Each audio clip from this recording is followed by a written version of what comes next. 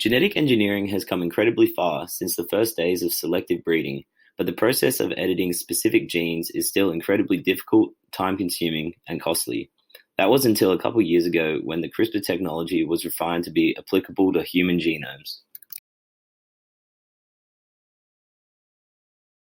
CRISPR was discovered in 1993 when a Spanish graduate student noticed a peculiar defense mechanism in a seafaring bacterium. The mechanism allows for the bacteria to archive a copy of virulent DNA and use this archive to recognize and cut out viral DNA when it attacks again. This discovery was significant, but the technology became revolutionary when it was determined that the CRISPR-Cas9 system is programmable. In other words, all you need to do is feed the bacteria an RNA copy of the gene that you want to cut out, and the complex takes care of the rest.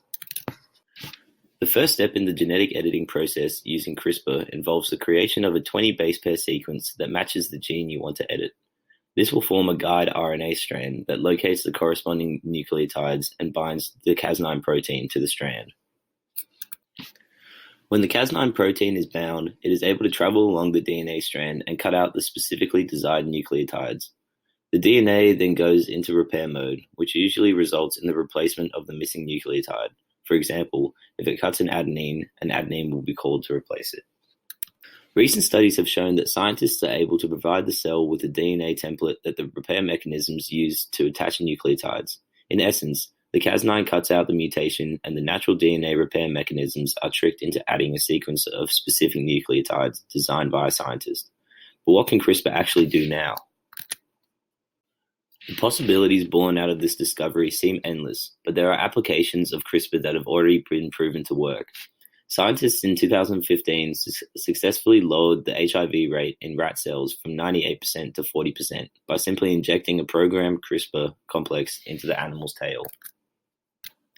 In addition to somatic cells, CRISPR has been used in sex cells to inhibit the expression of a heart disease gene that thins cardiorespiratory tissue, essentially cutting out the disease from the family's pedigree. However, it is here where CRISPR and genetic editing becomes a serious ethical issue. It is likely that the near future for the CRISPR technology will involve its use in the treatment and prevention of disease, but the moment we use genetic editing to impact the genomes of future generations, a door is open that cannot be closed. CRISPR may one day be the answer to curing cancer and AIDS, but what's to stop humans using this technology for other factors such as heightened intelligence?